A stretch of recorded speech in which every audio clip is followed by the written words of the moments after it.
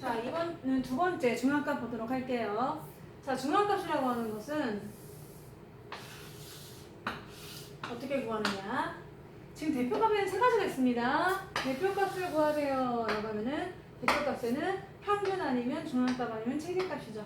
네, 이런 문제가 나올 수가 있어요. 여러분 중간고사에 1번 다음 중 대표값이 아닌 걸 모두 골라라.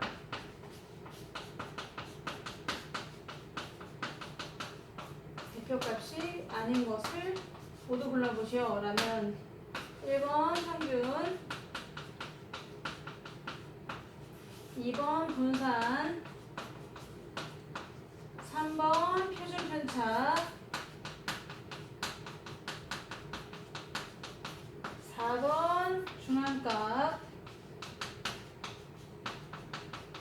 5번 최빈값. 이렇게 문제가 1번에 나올 수가 있습니다. 자, 일단 개념을 물어보는 문제인데요. 이 중에서 대표값이 아닌 것, 대표값에는 이 세 가지가 있다고 했죠? 평균, 중앙값, 최빈값. 그러니까 평균, 중앙값, 최빈값이 대표값이니까 아닌 것은 뭐냐 물어봤을 때는 답이 얘네들은 대표값이 아니다 라고 얘기하는 거죠. 나중에 배우지만은 얘네들은 산토도입니다. 흩어져 있는 정도를 나타내는 것이죠. 이렇게. 우리가 대표값에는 세 개가 있는데 그 중에 중앙값을 보도록 할게요. 중앙값은 어떻게 구하는 게 좋으냐 하면은요. 자료를요 크기대로 배워야 돼요. 작은 것부터 큰 것까지 자료를 먼저 작은 것부터 해서 큰 순서대로 배열을 했을 때 가운데 있는 값입니다.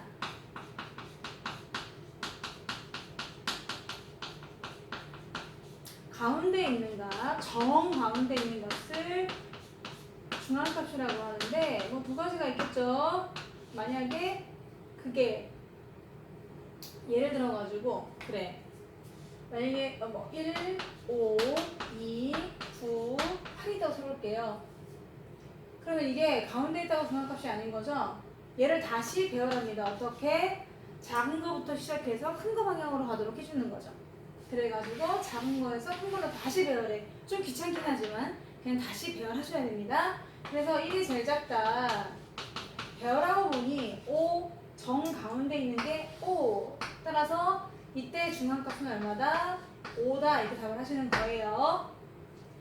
그런데 이 자료가 지금처럼 홀수개 있으면 좋습니다.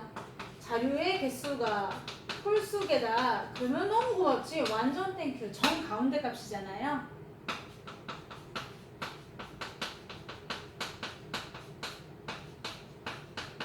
그런데 짝수개 있을 수도 있잖아요. 짝수개 있을 때는 중앙값을 어떻게 구하냐면 가운데 두 개의 평균입니다. 두 개가 가운데 있거든요.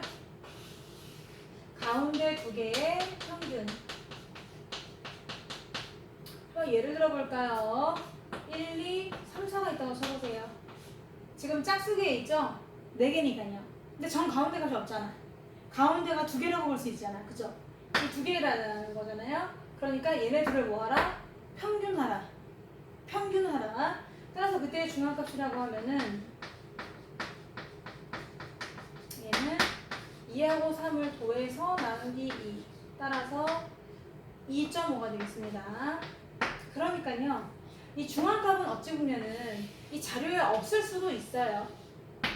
아까처럼 있을 수도 있지만 자료에 있죠. 얘는 홀수개니까 자료에 있지. 그런데 얘는 지금 짝수개잖아요. 그럼 자료에 없을 수도 있는 거죠. 자료에 없는 값일 수도 있다는 얘기입니다. 자, 그런데 얘는 그러면 중앙값이라고 하는 것은 좋은 점이 뭐냐? 극단적인 값이 있어도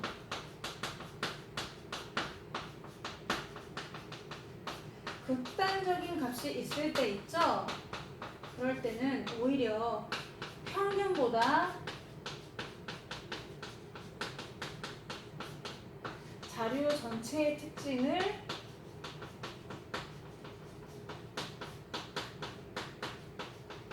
잘 말해준다.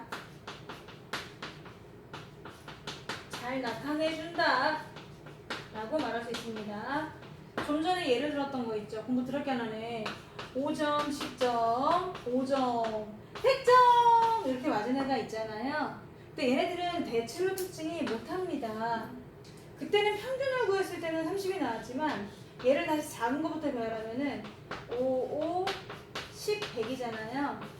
그러면 그때 중앙값은 얘네들의 평균인데 얘네들의 평균이라고 하면은 15 나누기 2니까